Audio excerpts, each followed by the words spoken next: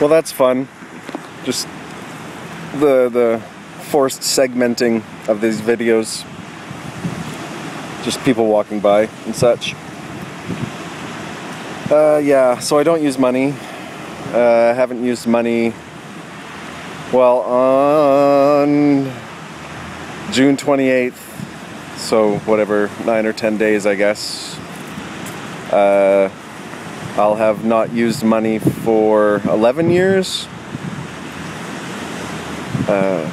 And oh, is that me shaking? And of course it's been 11 years, so that's 11 years of people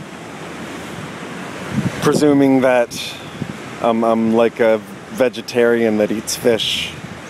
No, I don't use money. I have friends that use money sometimes, and sometimes they feed me. Sometimes I even walk on sidewalks. Sometimes I've walked on pieces of land that have been bought and sold. No, I don't use money. I destroy it when I find it. It's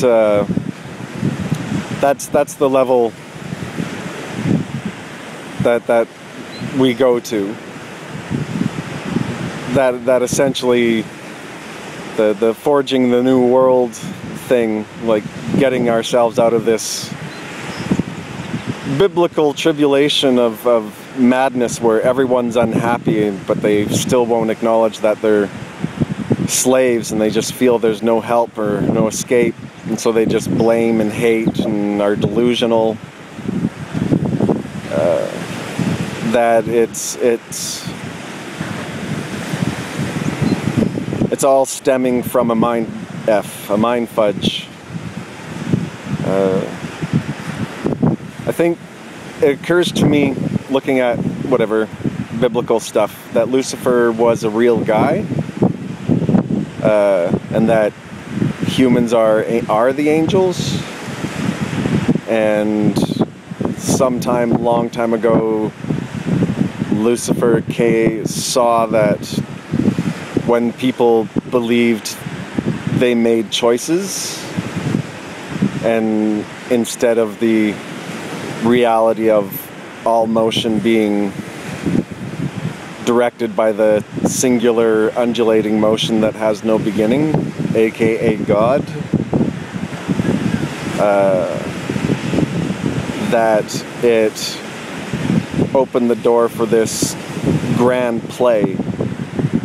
That's why, quote unquote, Lucifer was God's favorite, because the only thing that exists is God. And so essentially God is a sociopath when it comes to mortality, really. Because ultimately God knows there's only one thing, and it doesn't die.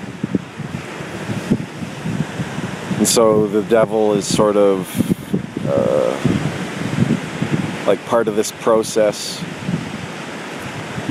We have to become smarter than Lucifer to remember what heaven is, and then apparently, you know, as far as other angelic conjectures go, we get really, whatever, we embrace our God smartness in our civilization and become like innocent, wise children that get to play for about 1,000 years or so.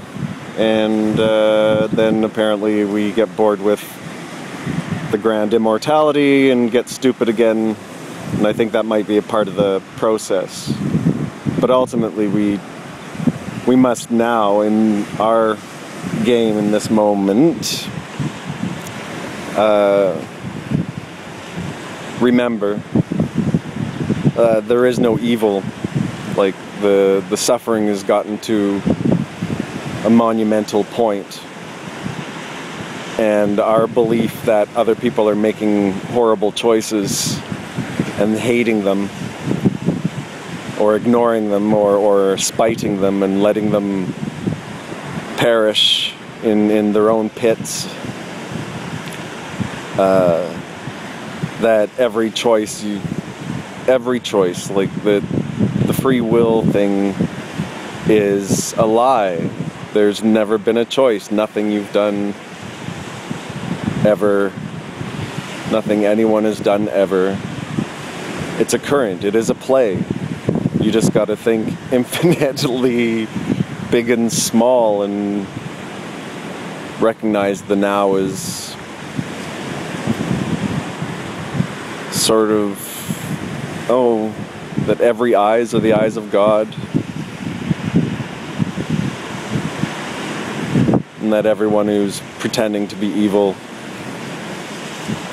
just doesn't know that it's a lot of fun to rather be dead than afraid. Ultimately, like, we dishonor our children to say that we would rather have them be retarded slaves for eternity than be free at the risk of suffering. And that's the case. If you start loving truth, the government will threaten to take your nest away. And then you can't remain sane any longer because now you're getting closer to the truth. You can't, your sanity won't let you be a slave. There's a certain level of wisdom that you can't unknow. And your dreams will reflect that.